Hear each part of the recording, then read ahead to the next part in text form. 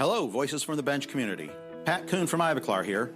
Innovation and education are inseparable partners in our profession, where continuous change offers you the opportunity to raise the bar of dental care and elevate what is clinically and technically possible. So we at Ivoclar have created Ivoclar Academy, where we support you through cutting-edge educational programs and resources. We understand that you have busy schedules and individual preferences for learning.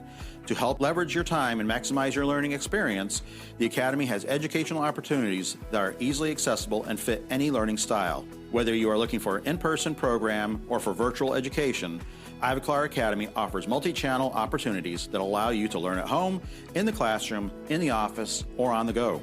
In addition, we offer CE-accredited learning opportunities. You can receive a certificate of attendance for each CE-eligible program or training course completed from the Ivoclar Academy. Simply log on to ivoclar.com and click on the Academy link located at the top of the page to get started. Happy learning.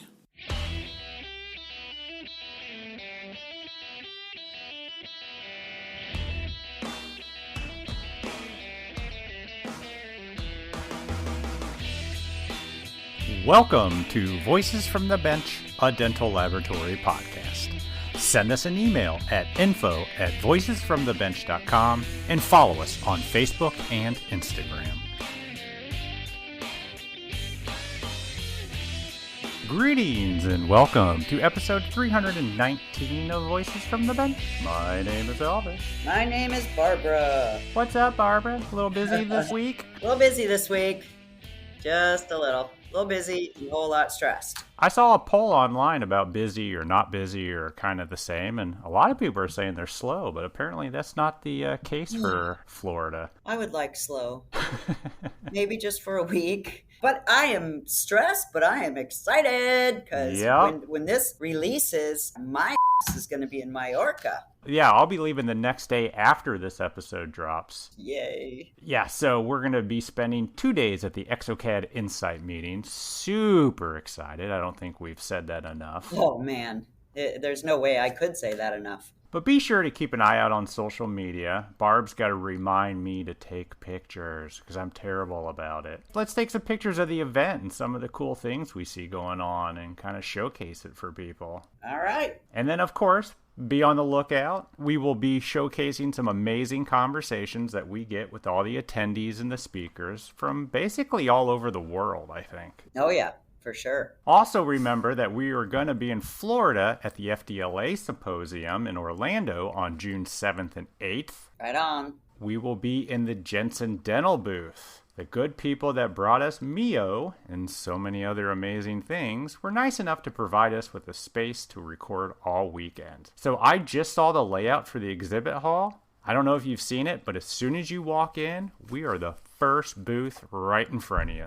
So well, that's fantastic. And it's a really great event. The FDLA meeting's unbelievable. Yeah, they've always done a great job. And we got a great location. And of course, we're with a great company. So if you're going to the FDLA, come by and see us and we'll have you on the podcast. And thank you, Jensen Dental. So this week we have a conversation with a guy that for over a decade has been a part of the team that has made Argan the powerhouse of a company that it is today. I actually remember years ago meeting this guy and being extremely impressed with his overall personality and energy. Lots of energy. Super great guy. He doesn't seem to stop. No. Many people know Michael Clark as he has been to pretty much every dental meeting and so many labs over the years. But did you know that Michael also has a passion for insurance? Yep. I mean, I get it. It's usually not the sexiest topic to many, but to Michael, it's an opportunity to help people and, more importantly, help dental technicians. Michael talks about how he got into the dental industry, the many life-changing events that affected his decision to leave Argan, and how providing voluntary benefits to an underinsured industry has given him a new positive purpose in life. So join us as we chat with Michael Clark. Whether you're looking to elevate your craftsmanship or looking to cut back on cost, look no further. VITA MFT teeth are the ultimate solution for creating lifelike and stunning smiles. Crafted with precision and backed by cutting-edge technology, VITA MFT teeth offer unparalleled aesthetics and durability. And since VITA believes in the power of experiencing excellence firsthand, for a limited time only, they are offering you the chance to get a complimentary case sample. That's right, a full case absolutely free. Just visit vitanorthamerica.com/free MFT. Don't wait any longer to start providing your customers a premium tooth at an economy price. Redeem your free case sample, and if you're ready to buy, VITA will even give you an extra 10% off discount by shopping online on their newly launched online store. Join the VITA family today, and we appreciate your support of the podcast.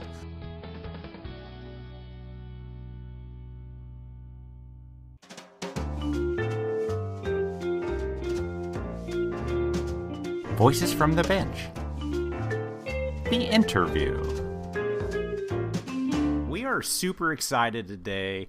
We have a long-term friend. I don't know if we want to say legend in the industry, because legend makes it sound like you're done, but you're definitely not done. Michael Clark, welcome to the podcast. Hello, how's everybody doing? Very good, thank you. Awesome.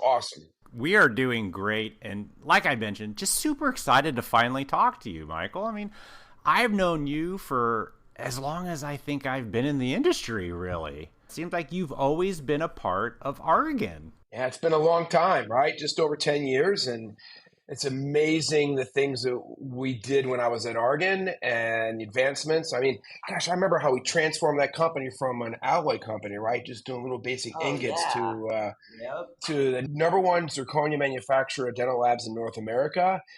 When I left, the number one distributor of capital equipment and software, obviously still the number one alloy company, and more importantly, the number one digital outsource partner to the lab. So, man, it's amazing the stuff we did when I was there. Wow. It's an amazing company. I'm sure your change is a massive loss for them. Yeah. Hello. But at the same time, it sounds like you're doing something you're equally passionate about. Yeah, 100%, definitely. But before we go there, I also want to talk about what you guys did. So I remember Barb and Elvis when you first started the podcast and we were at Visions. Oh, yeah. And I remember running around the social events as you guys were just starting.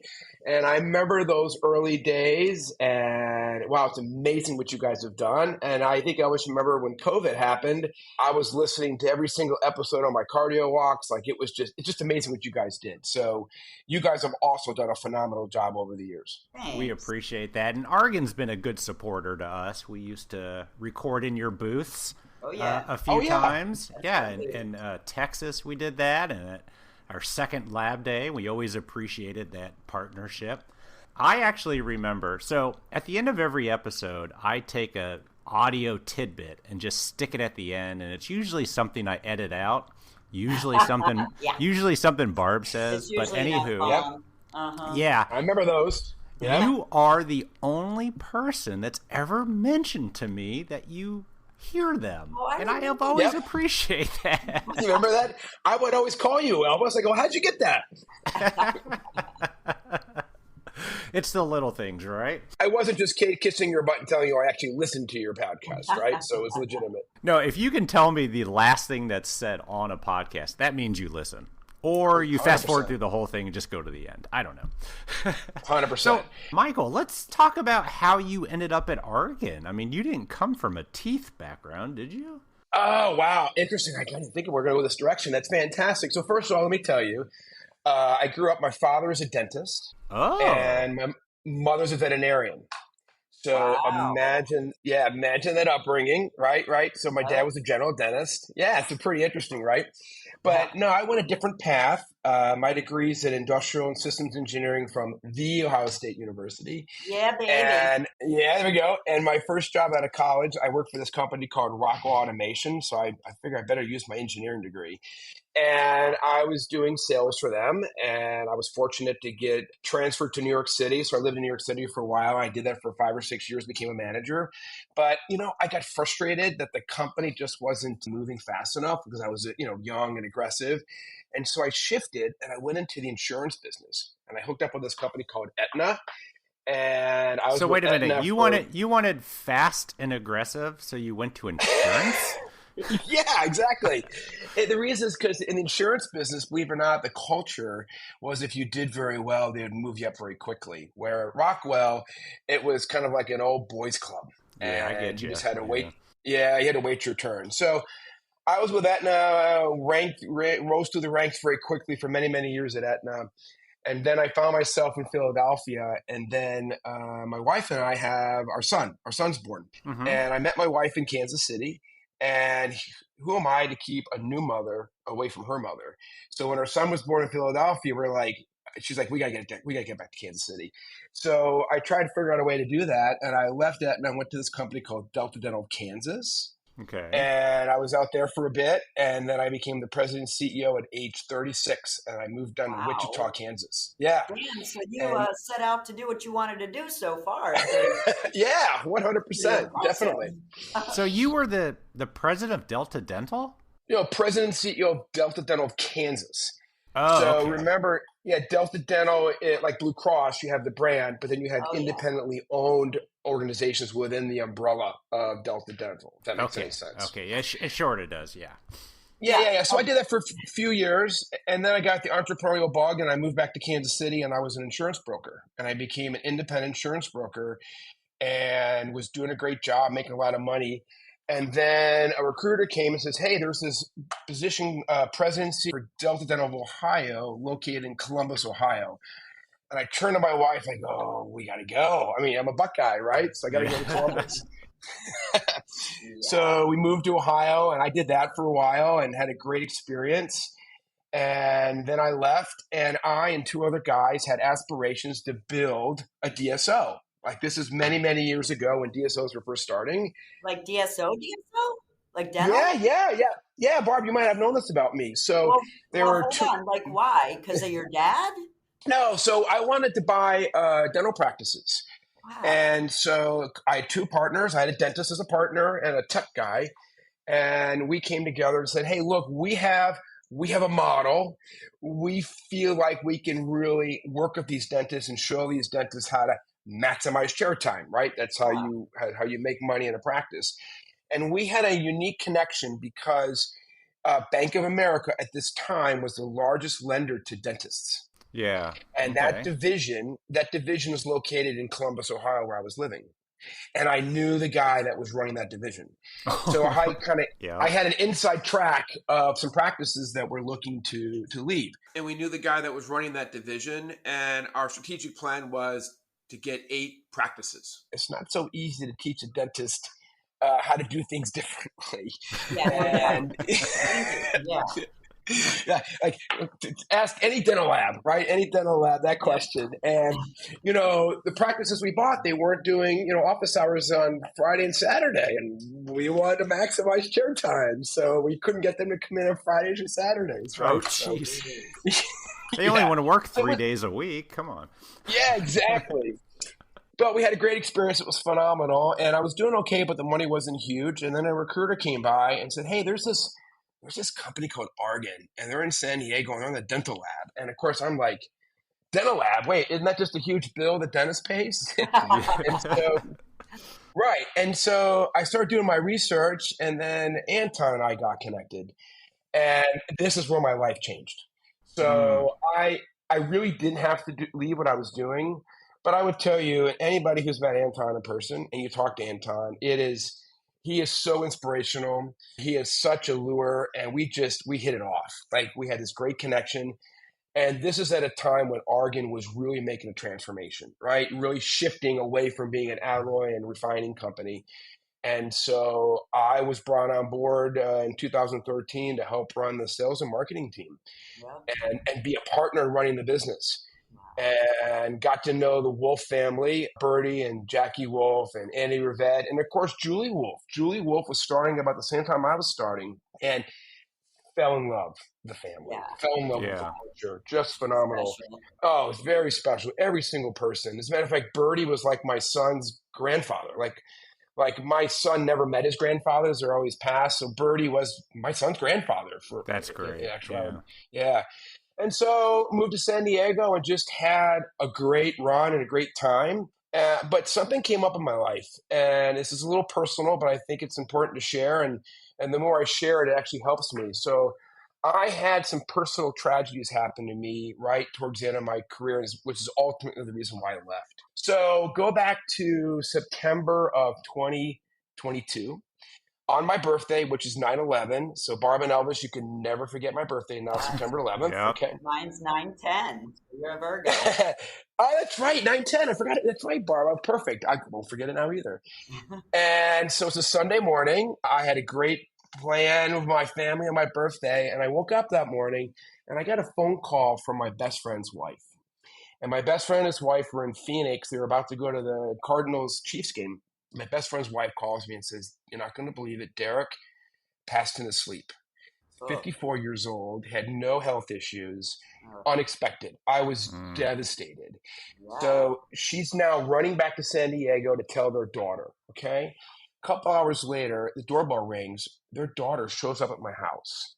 She's got a birthday gift in her hand that her father had her deliver to me, and she works at SeaWorld. She was wearing her SeaWorld outfit. Yeah. And I'm like, oh my gosh, what do we do? Well, we end up having to tell his daughter that her father passed. Whoa. Absolutely hard for us, just tragic. She didn't know already. No, she had no clue, and the mother wanted to tell her in person. Did you know she knew? No. Well, actually, what happened was she came in. My wife started talking to her. I called my friend's wife, Katrine, and we tried to figure things out, and we just said we got to tell her. So I put her on the speakerphone, and we all told her in person. Just devastating. All right, this is just the beginning, okay? This gets worse. Oh, no. So 2 hours later, I get a call from my cousin in Columbus, Ohio. My uncle, who was like my second father, he passed. God. Like, you're kidding me. This is on your birthday? Then 3 hours later, my wife's brother calls from Omaha, Nebraska. My wife's mother passed. My mother-in-law passed. So now here I am on my birthday, 54 years old, and three very important people in my life passed unexpectedly. I was devastated, absolutely devastated. Yeah.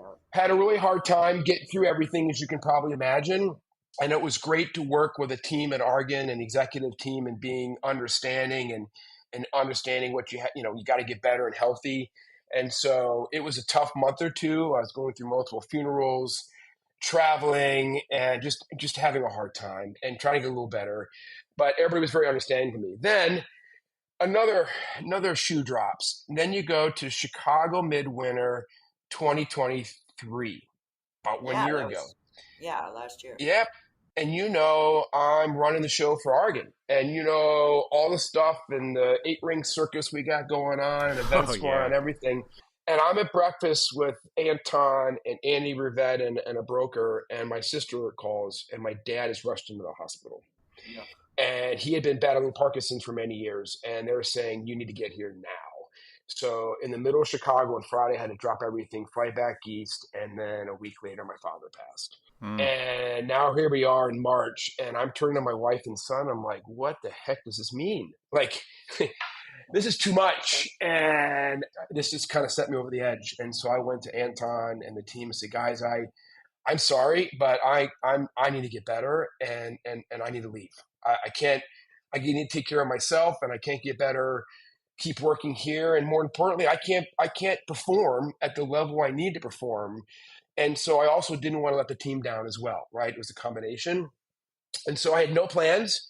I was fortunate to have some money in the bank, and I left. I gave the company 2 months notice. I was even at Lab Day West and did some transition stuff. And then as of June 1st, I was by myself. Elvis and Barb, have you ever had a month or two where you had absolutely no responsibilities, nothing to do? You just had your entire day to yourself. I think I was 8 last time that happened. So what's that like? You got to tell me, because I'm really curious. Yeah, it is. So first of all, because, I didn't have any plan, didn't know where I was going to go. It wasn't like talking to recruiters. I was fortunate, Barb. I had a competition coming up a month or two later, so I could kind of focus on my training and weightlifting and posing. And so literally what I would do is, I would get up whenever I got up in the morning and had my pre-meal and had a great workout, and I would come home and relax, and I don't know, I'd watch YouTube. I'd watch movies. Right? Yes. I spent a lot more time with my wife. We had some great time together. It was just so relaxing, Barb. It was great. I could just chill and relax. And I start getting healthy, right? And I start getting much better. So it was the most when you're talking healthy, forgive me, but most of it was mentally and spiritual, correct? Just trying to repair all of the trauma and yeah, the pain. 100%. Yeah. Thanks, Barb. It was all spiritual and mental, and 100%. So my faith is very important to me. So I was seeking guidance from that quite a bit, and so that helped me all. So yes, you're 100% correct. Yeah. So probably after, a month or so, I'm getting better, feeling good. And I think everybody who knows me, I'm full of energy and passion, can't sit still. So I got antsy. And, I started hitting the streets and started talking to some recruiters. And I had some interviews with a bunch of different companies and organizations in the dental lab space, in the dental practice space, and outside of the space. And I started talking to a bunch of people, and things were looking kind of good, but nothing was resonating. Like I'm saying to myself, I got to change in my life. Like there's a reason, right? There's a reason why this is happening. Like, I got to ask. I mean, obviously, because you're you, every company had to have reached out to you. The phone was ringing off. The phone was ringing off the hook. I can imagine. It was. I mean, every company would be an asset to have you. Yeah, I turned down some nice opportunity, but I wasn't feeling it. Yeah, I get 100%, you. Barb. I get you. And I didn't want to move. I mean, like who wants to leave San Diego, right? So I didn't want to move. But yeah, I wasn't feeling it. I wasn't feeling it. And then what was interesting, I get this connection, this call from this woman named Danielle Mason. And at the time, I didn't think it was going to change my life, but it changed my life. She was a recruiter for this insurance company called Colonial Life. And she's like, hey, we got this position. It's a leadership role, yada, yada, yada. Would you be interested in talking to us? So I sat back and said, wait a minute, I know this company because when I was an insurance broker in Kansas City, I used to sell a lot of their products. Mm-hmm. And I had been out of the insurance business now, right, since I was with Oregon. And I started thinking about the days I was in insurance. I thought about how much I loved it. I thought about how much I helped people. And then I started thinking more about it and said, wait a minute, this is starting to feel like, Barb, to use your term, I'm feeling it, right? Yeah, I can sense that coming from you for sure. Yeah, and I'm feeling it. And then I'm like, you know what? I can get back in and be my own business, be an entrepreneur. And so I started doing my research and just making sure I got my ducks in a row. And I called back Danielle and I went and talked to a bunch of people. One thing led to another. I connected with Colonial Life as an independent agent, right? Yeah. And started doing things with them. And they really helped me kind of get started on some things. But I'm still like an independent. I'm a 1099, right? I'm a 100% commission business owner person. And then I started building my team. And I started thinking about more. And I said, you know what? Dental labs. This is perfect. Wow. Yeah, there we go. Here comes the transition. Yeah, I was thinking, how is this correlating? Okay, I got it. I'm feeling you. So now think about this, Barb. You've been in the dental lab business a hell of a lot longer than I had been. Yep. Think about it. How many lab owners really understand medical employee benefits? Not Probably many, not right? Yeah. Probably none, right. And we all know if you have under 50 employees, you don't have to offer benefits, okay? Yeah. Take the flip side. How about people who are employee benefit professionals, the experts? How many of those people understand what a dental lab is? Probably not many. Probably not many at all. There you go. I'm like, wait a minute, there's a match here, right? So I thought about that. So my plan was I started building a team here in San Diego to sell this colonial and voluntary benefits and things to businesses in San Diego. But then I'm going to go and really start reconnecting with all these great lab owners, right? And people and everything out there. And so I have to share with you that one of the first people that I spoke to is a very close friend I've known for a very long time, Jay Collins. Yep. He's out in the Philadelphia area. His business originally was called Cornerstone, but he's now changed it to the Dental Lab. I'm not sure if you're familiar with that. Oh, yeah. I didn't know that, but I know Cornerstone for sure. He changed it to the Dental Lab? Oh, yes. You have got to you guys have got to have him on the cast to ask that story. Yeah. One day, they were thinking about rebranding, and he just took a shot and surfed to see if that name was available, and it was. The Dental Lab. Hilarious. And I don't want to steal his thunder. He'll tell you more great stories about how that's helped their business. So, but that's just a great story. So then, they hooked up, they brought in another lab in West Berlin, New Jersey, Colonial. And then they actually added another location now in York, PA. So they actually have 3 locations. And so he brought me in and he helped me start my business and everything I'm doing. And, that's just like Jay. And if you know Jay and you know his lab, what is so great about him is they just do a phenomenal job going out and helping labs. Isn't that what's great about our industry, the lab industry, that labs are always helping other labs, right? And Jay was helping me out. And I've watched Jay over the years, man. He's done a phenomenal job helping labs who want to learn about outsourcing, right? There's a lot of labs that want to do that. He's been phenomenal teaching these labs how to do sales and marketing. And he was even in Chicago doing lectures. So I just got to tell you, I can't say enough about Jay and how he helped me and what he did there. I'm fortunate enough to know him, and he's a good dude. I highly agree everything you say. Yep. And then I started talking to some more people, some good close friends in the industry, and the next person is going to be Sasha over at Harvest. You guys just met Sasha and Rob. Yep. Phenomenal. And so, what's great is his business is in California, and Sasha and I have always had a great relationship. We've done a lot of things together. And so now I'm doing stuff with him on employee benefits and everything, and really helping his business out quite a bit. So I can't say enough about Sasha, how he's helped me get going. Gosh, there's another lab in San Diego. I'm not sure if you're familiar with Paradigm Models and Center City Dental Lab, a guy named Dell and Garrett Morton. Do you guys know them at all? I've heard of it. I don't think I do, no. Sun City? It's in San Diego. It's called Center City Dental Lab, and the other part of the business is called Paradigm Models. And they do a lot of education models. They do custom models for training courses, and they do all stuff in San Diego. So so that's been another great customer's helped me come on board. And then most recently is Pucci. Do you know? Oh, yeah. Absolutely. LJ Luis at Pucci? Yeah. Yeah. So they're right up there in Torrance outside of LA. And next week, I'm going to be spending several days up there doing employee benefit meetings. So it's been awesome. It's been so fun working with them. So yeah, I'm loving it, having a great time. So take me through, so I'm a lab and I'm interested in learning about it. What exactly do you help a lab do? Yeah, so the first thing I like to refer to are things called voluntary benefits, okay? And these are benefits that the lab owners do not have to pay for, right? They don't cost anything. It really is something that the employees, the lab technicians, et cetera, would pay out of their pocket. Let me tell you this real quick. I don't mean to interrupt you, but I have Colonial. So I have the benefits of Colonial, and they're excellent because they offer them at my company. And like the cancer insurance and those different things that you pay minimal amount for, but they're huge benefits. So I do know a little bit about it, and I didn't mean to interrupt. Awesome. Go ahead. No, Barb, it's never. That's a great transition. So these voluntary benefits or supplemental benefits, they are a wraparound to your major medical plans, okay?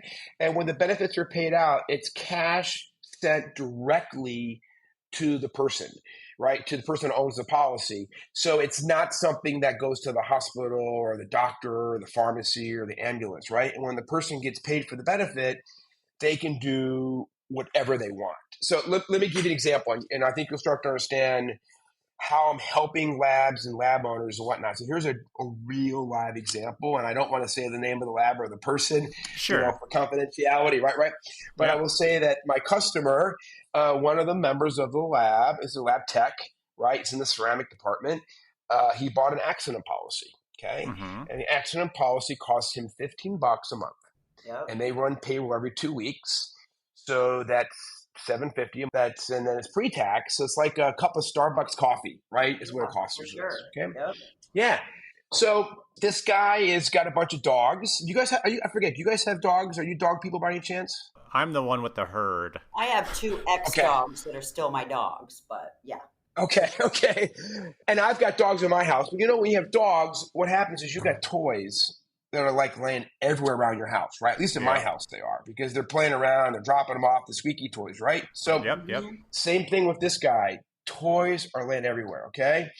So one night, right, he's in bed, he's gone to bed, middle of the night, he's got to get up and go to the bathroom. Okay, sure. At 55 years old, I can relate to that, going to the bathroom in the middle of the night. And he gets up, he's groggy, okay, right, in the middle of the night, and it's dark, right? Doesn't have to turn the lights on.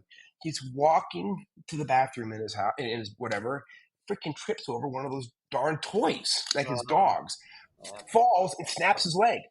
Right? Snaps his leg. Snaps. Yeah, well, breaks it. Sorry, I mean like snap it, but yeah, big, Okay. bad break, a very bad break. Sorry, Elvis. Yeah. And then guess what happens? The ambulance picks him up, takes him to the hospital. He's in the ER. Was in the hospital for a couple nights. Had surgery, X-rays, crutches, all these things. Right? Okay. Physical therapy, follow-up visits. Okay. Now, what's interesting is the medical plan he's on. Okay, has a deductible that's $2,000. And it has a co-insurance limit of $4,000. So guess what? Based on all those things I just shared with you, okay, he's going to hit that $4,000 limit with no problem. Oh, yeah. Remember, it's one night in the hospital. Exactly. Well, not a lot of people have money in their checking account, okay? So a fun fact, right, Elvis, fun fact, 42% of people in the United States have $1,000 or less in their checking account. Sure. Okay? And last night we heard on the State of Union address that was it 64% of people are living paycheck to paycheck. So when he got out of the hospital and everything's okay, he submitted his claim to Colonial, right? And listed everything that happened. He got $5,400 deposited in his checking account within 48 hours. He not only had that money to pay his medical bill, but he also was out of work for a couple weeks, and he was able to use the extra cash to take care of some bills that he would have had a hard time paying. I'm telling you, if he didn't have that accident policy for $15 a month, he would be in a world of hurt having to pay that medical bill that he had just from tripping over his dog toys in his bedroom. And I echo that. That is a great story. And I didn't know they had accident insurance, but a very close coworker of mine had the colonial cancer, and she got breast cancer this past year, and she got a $10,000 check in her account. Same thing. And, same thing with the deductibles. It allowed her to have a little bit of wiggle room and be able to pay her bills. And, it really is short money, when you're paying for this for, per month. But when something life-changing like that happens, it is such an amazing benefit. You just don't know what's going to happen. Like when we first got on, Elvis and I were talking, I was coming home from the gym today and I'm driving home and a freaking rock hits my windshield out of the blue, and now I got to go get a new windshield. Like you don't know when these things happen. They just pop up. So these are the kind of things that I'm doing, and these are the kind of things I'm able to help lab owners and help their people. And there's also some other fun facts. So another strategy is I'm able to help lab owners with their workers' comp claims. Okay. So I'm not selling workers' comp insurance, but let me ask you a question. If you two had to guess, Monday through Friday, what is the most popular day of the week that employees will file workers' comp claims? Interesting. Take a guess. What would you guess? Monday through Friday. I'm going to go with Monday. Okay, why would you say Friday, Barb? Because they can chill on the weekend and say, Barbara, out. Okay, well, that's interesting. Okay. For Barb, it's 5 minutes after she walks in on a Friday. That's when it happens. And Elvis, why would you say a Monday? I don't know. It just seems like you're just getting into work, haven't touched a handpiece in about a weekend, and oops, I don't know. Yep. So the answer is Monday. So congratulations. Of course, this is really right. Yeah, of course, Elvis guy. And it's really across all industries. And here's the reason why. Because guess what happened on the weekend? We got drunk. Could be that too. They're snowboarding. They're surfing. Oh, sorry, surfing in California. They're doing stupid things, right? And guess what? They get hurt. Well, when you have workers' comp, you don't pay a deductible. You don't pay co-insurance. They're dragging their injury into work. There you go. And they drag their injury into work, and all of a sudden, my leg hurts. This is happening, and you file a workers' comp claim. Now, obviously, it's not ethical, but it happens. I bet. So here's the cool thing. So when employers offer accident and short-term disability policies, right, 50% of those employers will experience a 42% reduction in workers' comp claims. Because they have those policies, they know they're going to get cash, and they know they don't have to go potentially do a fraud claim on a Monday, which they're going to do because they don't have the money, right? That's why they're committing fraud, because they don't have the money to go meet the deductible and everything. So that's a huge, huge benefit, right? That's able to help the owners. Yeah. Another thing that I'm doing with folks is the people who are offering medical benefits. this is the time of the year where you're getting these renewals, and these medical insurance renewals are really high, 20%, 30%, 40%. So I've got strategies in place by using these voluntary products that I can go work with customers and business owners to help reduce that medical renewal down to something significantly more acceptable for the business and the employees by using these voluntary products. How are you able to do that? Are you negotiating for them on their behalf? Yeah, great question. So here's one particular avenue, right? It all depends on the kind of the scenario. So you get your rate increase, right? And let's say it's a 30% rate increase, right? So as the business owner, you have a decision to make. You're going to say, okay, I'll take it, and I'll pass it along to my employees in their contribution strategies, right? And what's being deducted out of their paycheck. Mm-hmm. Or I'm going to go back to the insurance company and try to beat them up, or I'm going to try to shop it, right? I'm going to go and go to other carriers. Now, you can't shop your business every year because all the carriers will catch up to you and they'll see that, and then it just won't work anymore. Yeah. The other strategy is to decrease benefits.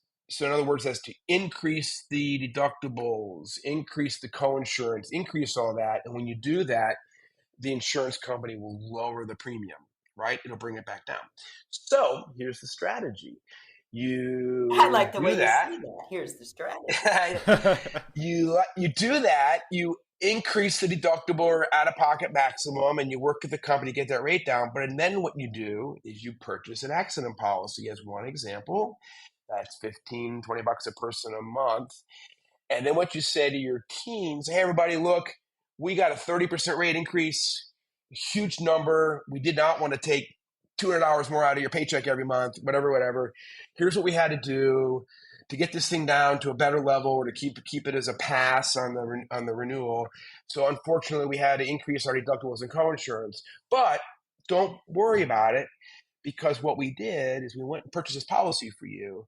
So in the event you have an accident, or in the event this happens and you have to go to the hospital, or you have to do this and you have to be subjected to that higher deductible, we've taken care of that for you with this. You see where I'm going with that? Oh, yeah. With the other plan. Correct.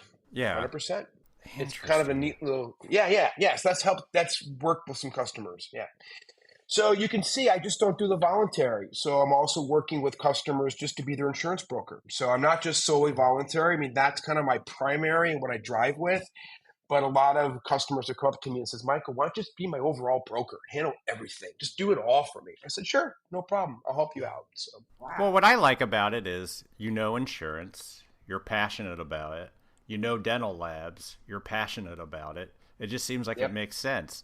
I've worked at dental labs where we have an insurance guy and he has no idea what we're doing in there. Yeah. And there's just there's no connection. Maybe you don't need it, but why wouldn't you want it? Yeah, 100%. Now, I was sharing the other side. What's interesting is, and I probably have this experience like a lot of lab owners, is I'm recruiting a team to work for me, like a sales team to work for me. Yep. And I'm going through all that fun time, as all lab owners are doing, and trying to hire people. Although I'm doing it differently, where I'm paying them 100% commission, right? So they don't get paid unless they eat. But it's been challenging, but it's also been fun. And in San Diego, I've met some great people, and I've got some fantastic people on my team. As a matter of fact, I got a couple Marines that were in the Marine Corps. Yeah, because in San Diego, it's a huge military area. And so I've got a couple Marines on my team. And then I got to share one cool scenario. Do you guys ever see a TV show on MTV, many years ago, called Big and Rob? Does that name at all sound familiar to you guys? MTV, Big and Rob? No. I'm the last person to know what happened on MTV. All right, maybe not. All right, shoot. Okay. Touche. It was a great TV series. And one of the founders of Big and Rob on the team, his name is Otis Big Zeus Walton, is one of the creators and one of the cast members of that series. Okay. And it's no longer on MTV, but he is now manager on my team. And it's just some of the great people you get to meet. And this guy is the nicest guy in the world. And when I first met him, he is 6'9", 365 pounds. Probably one of the biggest people you'll ever meet. His hand is bigger than my head. And he's walking in to talk about insurance? 100%. I got to be honest with you. When he walks in to see a customer for the first time and they say, hello, I'm here to see the owner, they get the wrong impression while they're there. Wow. I'm going to take his ass to jail. But it's fun. It's fun. It's great, and I love it. And I have all different kind of customers in San Diego, not just dental labs. I was going to ask that. So yeah, so Go ahead. You're morphing a little bit where it's not just labs, but it's for labs too, right? 100%. So I have this specialty and niche with labs because I know the business, but also we're doing things with other customers as well. So auto mechanic stores, pet groomers, a church, all different types of stuff. So yeah, it's been great. So that's kind of been my focus in San Diego with my team, and then I'm hitting labs all over the place. And dentists. Oh, forgot. Duh. I'm also talking to dentists because I know their practice. Sure. So I'm getting a lot of dentists to come on board as well. Do you have information? Because let's be honest, dental labs are not really known for offering the best insurance policies, especially the smaller labs. Do you have information on the percentage of labs that are offering insurance? That is a great question. I do not have that stat, and my bet is if we talk to Bennett, I bet he would have that. He would have that stat. But Elvis, I'm glad you brought that up. That just reminded me of something. Another thing that's very important for labs. So remember, offering a good benefit program, especially with voluntary benefits, it will help the lab owners retain good people. 100%. And it will help them recruit. So as labs are trying to recruit new people, this will help them do that as well. And then the other part is, remember, if you have under 50 employees, you don't have to offer health insurance. And a lot of lab owners do. Like they want to help their employees, but they just can't afford it. Mm-hmm. And so lots of times when I had those conversations, I said, but if you could do something, what could you afford? And a lot of them will say, $50 or $100. I said, perfect. Here's what we can do. Let's do a benefit bank. So in other words, you put $100 up a month, let your employees pick these voluntary plans, a life insurance, a disability, right? All these kind of things. Dental insurance. Oh, by the way, dental insurance too. And let you pick. And then that's the way they're helping them out. So there's a lot of ways to help. So the individual plan can be paid by the employer. Yeah. So what we do is in our situation is the bill goes to the owner, the business. Yeah. And then what the owner is doing in the situation where the employees are paying for it themselves, they'll do payroll deduction, right? That's how they're paying for their plans. Or the owner doesn't have to do a payroll deduction, right? The bill's still coming to the owner. The owner can just set aside a dollar amount. We call it a benefit bank. Yeah, we call it a benefit bank, like $25, $50, $100. And then let the employees pick the products. And if they pick more than what the owner is offering, then the difference they'll just take out of their paycheck, right?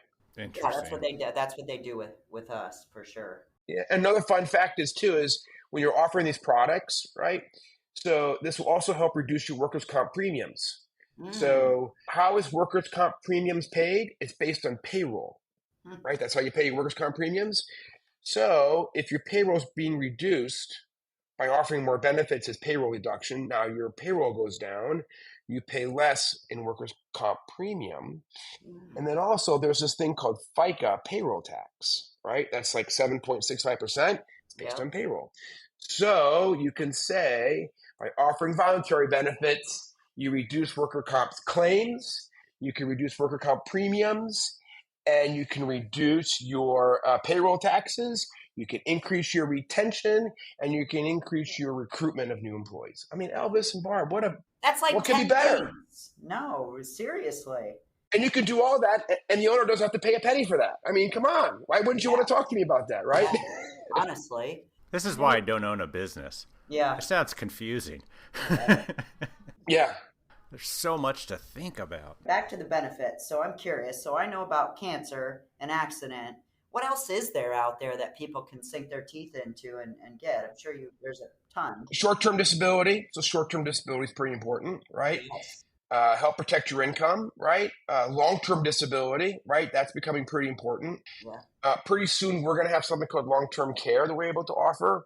So there's a couple states that are now starting to add some more regulations. So state of Washington was the first one, and California is going to be adopting that model. So for example, in California, in the very near future, there'll be a regulation where all employers have to offer long-term care to their employees. Wow. Yeah. So long-term care will be coming here pretty soon. Dental insurance, Cancer. Define that for me. What does that mean? Long-term care. Yeah. So when you get to that point in your life where you need additional help, whether it's in-home nursing, maybe you need to go an assisted living facility, a memory care facility, any things of that sort, long-term care.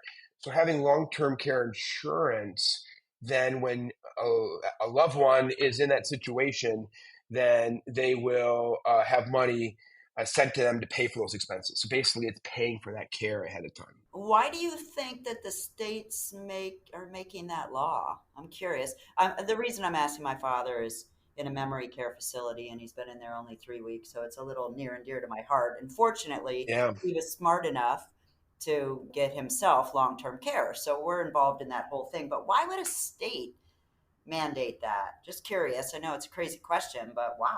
Yeah, that's a great question. This is a tough one, Barb, because there's one perspective of why should the government be putting enormous restrictions or costs to do business? And we all know in California, it's probably the highest cost state to do business in to begin with. So why keep adding more to that? So that's kind of a tough scenario. But I believe what happens is it's helping people that when they get to that point that they're going to have the money and they're going to have the resources to be taken care of, and that does no longer become a burden of the state, if you will, in that kind of situation. That's my belief behind it, but I'm perplexed on both sides of that because what I just said, because as an entrepreneur and a new business owner, I also don't want to be given all these restrictions and costs to run my business, as every other lab owner probably has the same perspective on. So I'd rather, if it's voluntary, why mandate it? So exactly. Sorry to get into the politics of it, but I was just curious. No, it's okay. It's all good, Barb. It's all good. Not every state does that, but again, I think, when some states see other states doing it, you may start to see a trend move forward. We'll see what happens in the future. We'll see where it goes. Not surprised that it's out west states that are doing that, though. Yep. 100%. Yeah. 100%. So anyhow, you were talking about the benefits. So you went through long-term care, and then I interrupted you, and then what else? Yeah. So short-term disability, long-term disability, two kinds of lives, term life, whole life. Whole life is where it's like an investment vehicle and use it to build the cash value, which is nice. Dental insurance, vision insurance, critical illness. So critical illness is things like if you have a heart attack or diabetes. And then we have what's called like a medical bridge or a hospital indemnity plan. And so that's a situation where if you're going to be in the hospital for a long time, it'll have benefits paid out specifically for that, right? So yeah, that's kind of the gamut. But again, as I said, I can do both. I can do it all. So I'm having fun. Dang. So you mentioned you're visiting clinical offices and dentists and their staff. What is it similar to what labs are looking for, or is there major differences? Yeah, great question, Elvis. I find there's enormous similarities, and I find the similarities because of the size of the number of employees. Again, remember, if you're under 50 and you don't have that regulation, so that's a big part. I imagine most dental offices are under that number unless it's, multiple doctors. Yep, 100%. And if it's a DSO or something like that, that's a whole other deal. I'm not talking to those organizations. They're too big. But and also look at how much they're paying their people, right? Mm-hmm. And then you have to also look at kind of the demographics of the workforce, right? So a lot of hygienists are female, and there are a lot of these voluntary products that are helping women in their how do I say this the right way, Barb? Childbearing years, and it can significantly help people, right? So that's where I'm starting to see that, and also for recruitment. So like a lab, I find dentists that I talk to, they're having a hard time finding good people. I think COVID really impacted a lot of people, right? And I know, especially in California, I know a lot of hygienists that went through that experience and just said, I'm done. I'm done. And the dentists are always looking for great hygienists. That's a very important part of the practice. It's all they talk about. It's critical, right? And it's same thing with a lab. It's hard to find good technicians, or when you find a good technician, they may get recruited to go somewhere else, right? So same thing, the dentist is having the same situation. So that's where I find the similarities. You made a good point. Is there any insurance out there to protect the business owner when they lose revenue because of an employee being sick, out, or whatever? Fantastic question, Elvis. Most certainly. Unfortunately, that's not my lane. That's kind of more business insurance. But I was sharing with you what's great. I'm so glad you brought that up. So as I'm talking to the lab owners, they ask me those questions, right? So there's the lost revenue insurance. I'll give you an example. I'm sure you saw Julie Wolf on her presentations at Argon and how Argon got a cyber attack. Oh, I do. Yeah. I was there when that happened. I remember that. Oh boy, I remember those days. That had to be a nightmare. It was a nightmare, and we had cyber insurance. And so a lot of these things out there are really good things for lab owners to start to have. Labs are a target, like especially in cyber, they're just fishing, right? So, and they're just fishing, and whoever catches a hook on the fish, they go after, no matter how big or small the company is. So to your question, Elvis, it is out there. If lab owners are not seriously looking at it, they should. And what I've done is I've created a partnership with a group of people who that's their lane, that's their expertise. And when people ask me about it, I kind of bring them in, right? Kind of help me. Yep. And then also too, HR. So there's a lot of labs that struggle with HR, right? HR issues, things of that nature. Yeah. And Barb is a little bit of an HR nightmare. So I'm not an HR expert, but I do know about it, and I have a partner that helps me out, and I bring that person in, and we can really help coach labs, and the person can be, an outsourced HR person, right? You do a lot of different things. So that's been helpful. And last thing, Elvis, I can add more piece to this. I keep forgetting because I got so much on my mind. Yeah. What's cool, when I come in with these strategies, I have access to a free HR administrative cloud-based tool. So it's in the cloud. You load all your information about your employees and the benefits and the payroll reductions and ... You can do enrollment on it. You can run payroll through it. You can do all these things. And what I've noticed is a lot of labs are doing things on spreadsheets. Like, here's a spreadsheet for this, or I'm doing Quicken to do payroll here, I'm doing here, and I got to file my I-9 form, I got to do this. All these different things are all over the place. So what I've been able to do is house all that into a cloud-based solution where you can do things electronically and make life a lot easier. That's free? Yeah, so it's free when we're able to come in and offer some of the voluntary products, right? So it's free. But then there are some additional services that would then cost a little bit of money. So running payroll through it would have a little bit of a fee to it. Another cool feature one customer is doing an electronic time card.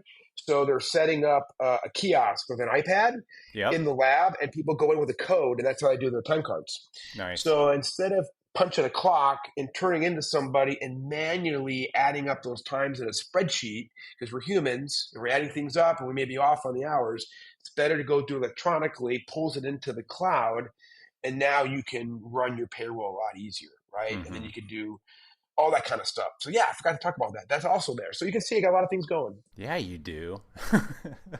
Jeez. Sounds pretty amazing to me. I mean, like, we've got the electronic time card, but, a lot of this stuff, I think lab owners would be all over, honestly. So I'm really glad that you're talking to us to get the message out. Well, thank you. Thank you very much. But let's be clear, if as a lab owner, you don't have to offer insurance to offer these other benefits to your employees. And like you mentioned, it costs nothing to the lab. So why wouldn't you just offer this to your employees that obviously don't have insurance because they work for you, to give them that extra peace of mind, I guess? 100%, Elvis. I think it's because the benefits people out there aren't talking to labs, and they're not talking about these benefits. And I also think what happens too is, usually your real top benefits professionals, they don't like to go after small employers. Yeah. Right? They're going after big fish. Yeah. And I think that's what's happening. And I think people who are focusing on small employers aren't. I'm just making a general statement. And so I'll be careful I don't put my foot in my mouth. But I think that's probably why, right? And so you're right, Elvis. I don't know why people wouldn't do this. It's just such a big help for them. So I got another question. When we do our insurance, it's like every April, right? And it's, renewal time, and everybody's got to sign up. If you bring the Colonial benefit package in, can you do that anytime, or does it have to be in lieu or with the renewal? Barb, great question. And that was one of the first things that drove me down my decision process when Danielle had called me, and why I felt like this was a perfect business strategy for me. when you offer voluntary products, there is no definite open enrollment period. Oh, that's so nice. So we can come in at any month, right? So lots of times I come in 2 months after the company enrolled their medical. Like you said, you enrolled April. I've had some customers already I've talked to, they're bringing me in June. So, yep. And another part about this, what's neat is when we do these meetings, we're called enrollers, and they're called benefit counselors. We come in and we meet at the lab, and we have like a 15, 20-minute meeting with each employee. And then that benefit counselor has been educated on all the benefits that are being offered. So either you're offering medical or not offering medical. Right. And they're usually utilizing that time to educate the person on their benefits. Where today, I find lab owners are not sitting down, not talking about the benefits and explaining it to their employees. And let's be honest, benefits is part of your compensation package. And most people don't know it, understand it. And so that's what is great for us is our benefit counselors do that. And they explain it to them, they can relate to them. And now these employees walk out armed with more information about what they have, how it's helping them, and they start to gain more admiration and thanks and respect for the owner, because now they start to really realize what the owner has provided them. And it becomes a win-win. And he's thinking about them. He's thinking about them, yes, 100%. About their well-being and what they need and what ifs and what happens. And, there's a lot more to it, I think, than people realize, especially being an owner and the cost of it all and, wanting to give to your employees and maybe not being able to afford it in some instance. 100%. Okay, so an employee signs up. They got their plan in place. A year later, for some strange reason, they want to leave the industry. Yep. Do they lose these benefits? Can they continue them on their own? How does this work? Yeah, great question, Elvis. So they, because they own the policy, so when they leave, they can take it with them. So I have this little tool set up where the employer has to process a termination, right? Voluntary or non-voluntary. It sends me an alert. And then I reach out to the employee and talk to them, say, hey, if you'd like to keep this, here's what we need to do. We need to set you up with Colonial on a credit card payment or checking account. And then instead of it coming out of your paycheck, right, it's just going to come out of your checking account or whatever account. And then if they go work for an employer like Barb, where they have it already, they can just flip it over and talk to the lab and see if they would then start doing a payroll for them. So yeah, they can keep it with them. It's portable, we say. It's portable. Yeah, but the difference is it wouldn't be pre-taxed anymore. 100%. It's no longer pre-tax, right? Until you go to the employer who can then do it for you that way, right? Yeah. Interesting. So how the hell do people get a hold of you? How do they line you up to get you to come in and talk about this stuff? I love it. Thanks. So my website will be released by the time I'm sure this airs. So my website is mbclarkcompanies.com. So M for Michael, B for Brian, my middle name, clarkcompanies.com. Yep. My email address is michael@mbclarkcompanies.com.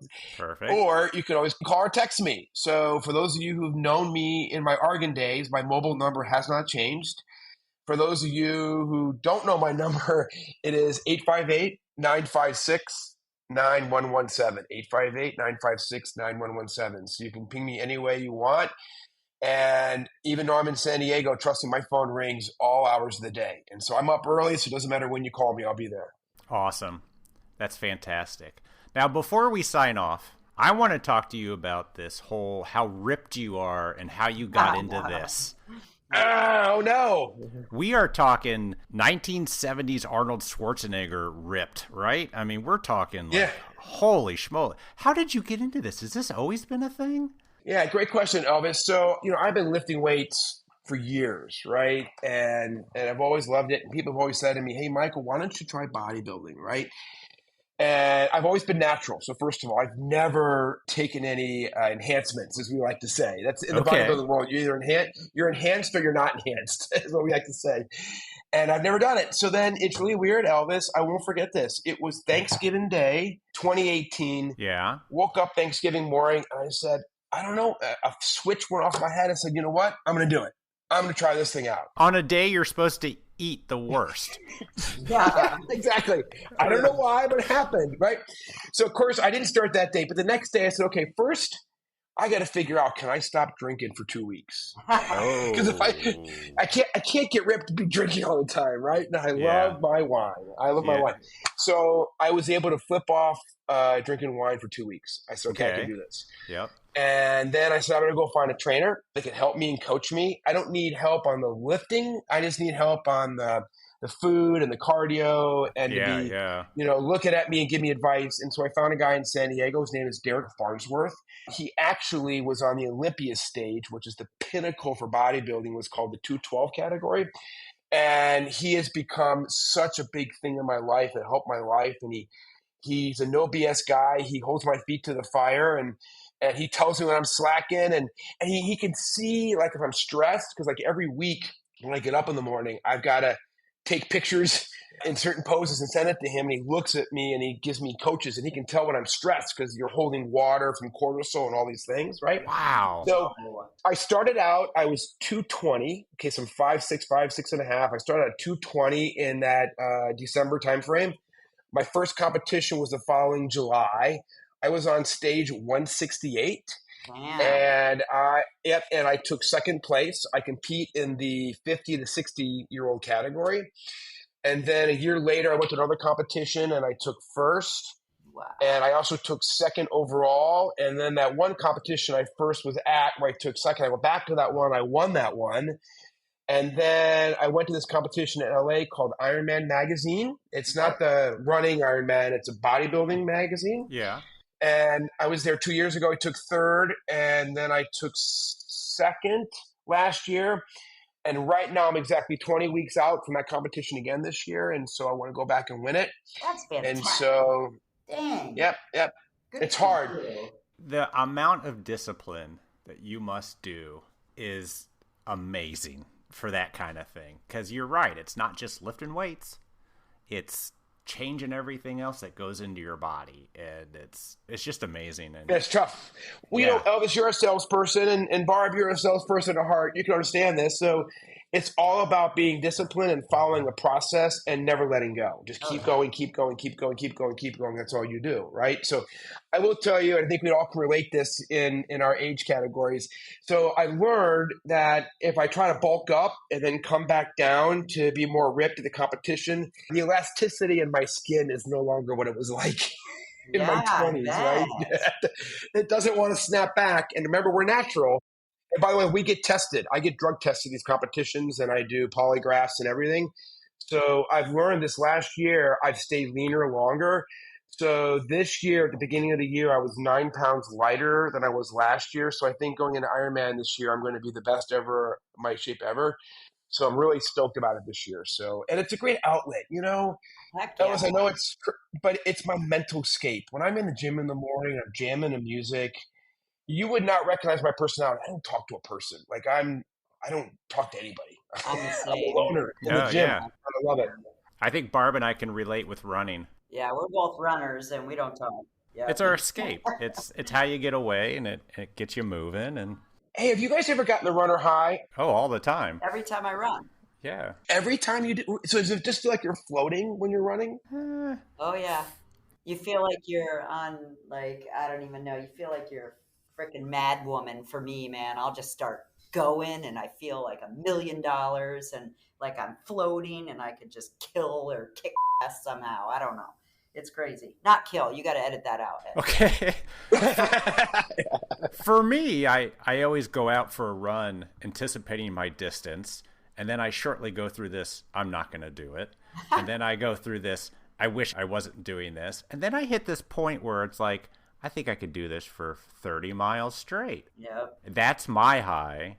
It doesn't last very long because eventually I'm like, all right, I'm ready to finish. And it's only been a couple miles. But when you guys run, do you run in the mornings or do you run in the evenings? Morning. I prefer morning, but with my weather and work schedule, it's just when I can. Have you guys, when you're running in the morning, have you ever seen odd wildlife like you would expect to see normally in the morning when you're running?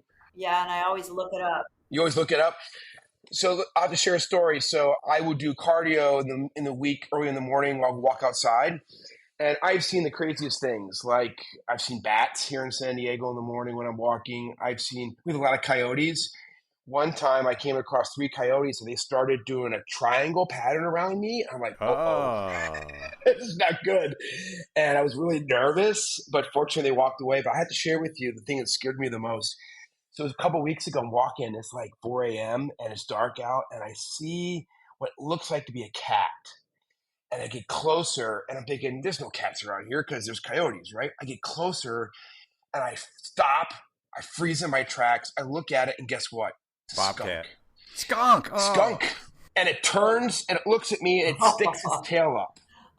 And now it's like its tail's like a cobra. Can you envision this? Sure. And I'm frozen. Yeah. I'm 20 feet away. I'm freaking frozen. I'm like, I've never been so scared in my life. What do? And I start to slowly walk away. He starts to, and the skunk goes the other way. And I went, thank God. Because I was told they can hit like 30 feet. Like they can spray that stuff 30 feet. So, and you'd stink for weeks. Oh, you got lucky. I thought you were going to say you ran. I don't know what to do, Barb. Like I just froze like a skunk, and we stuck his tail up. I'm like, what do I do? So that's nuts. Oh, that's great. It's nuts. You know what? On that note, Michael, thank you so much. Thank you so much. That's great. We are so happy you're helping this industry even more than what you were doing when you were with Argon all those years. It's such a cool thing you're doing. Well, thank you. And thank you for both what you do. You do a phenomenal job with this podcast. It's awesome. Thank you. Yeah, we appreciate you. All right. Have a good one. Appreciate you guys. Yep. Have a good one. See you later. A big thanks to Michael for coming on our podcast. We will definitely miss him as a pivotal person with Argon. And as we know, I bet Anton and Argon must miss him too. But we know that sometimes you have to follow your heart, no doubt, especially after all of the tough things that he went through. We love the good things that you're doing for our industry, though. As I mentioned, we have that insurance here at my lab, and it's definitely worth looking into.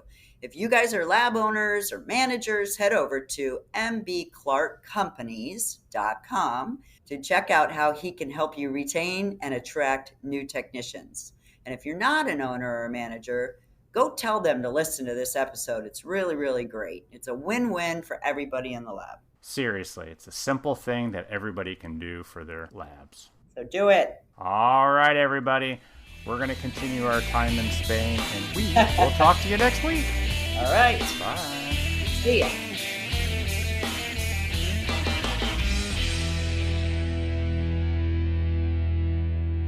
Noodles, look at me. Noodles, come here. Come here. The views and opinions expressed on the Voices from the Bench podcast are those of the guest and do not necessarily reflect the official policy or position of the host or Voices from the Bench, LLC.